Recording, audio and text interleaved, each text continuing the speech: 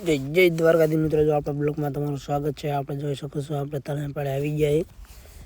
અહીંથી જવાનું છે આપણે કપાવાળામાં, બધા વાળા થઈ જાય પછી એક ઘેરાવાળા આગળ ઊભા છે, તમે જોઈ શકો છો। બ્લોગમાં બન્યા રહેજો।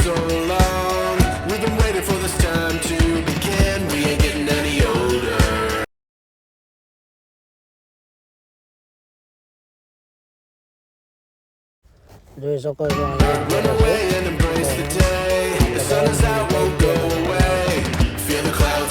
તો આવશે તે આપણે બોલી લીધા ખેતરમાં, આપણે પગી જાય છે ખેતરમાં, તમે જોઈ શકો છો।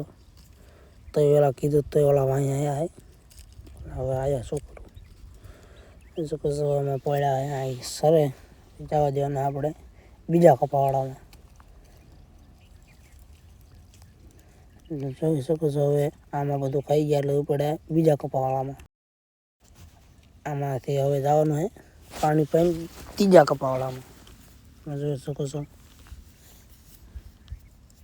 આવો કપા છે, બીજા કપાવાળામાં એમાં આવો કપા છે, અહીંથી પાણી પાઈને જવાનું છે ત્રીજા કપાવાળામાં।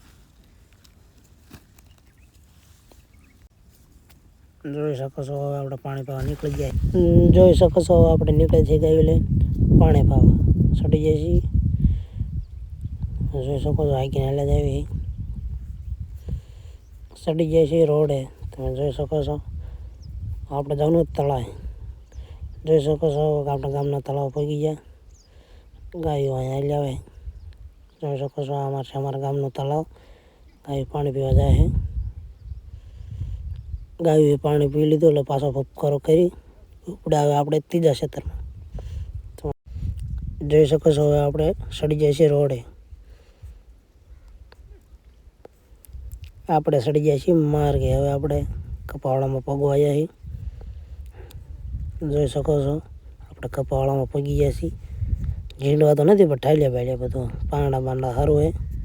આપણે નીકળી જાય છીએ ઘર બાજુ, હવે એમાં સારી ઘર। જય દ્વારકાધીને જય માતાજી મિત્રો, આ આગલા બ્લોગમાં બન્યા સબસ્ક્રાઈબ કરી દેજો ભાઈ।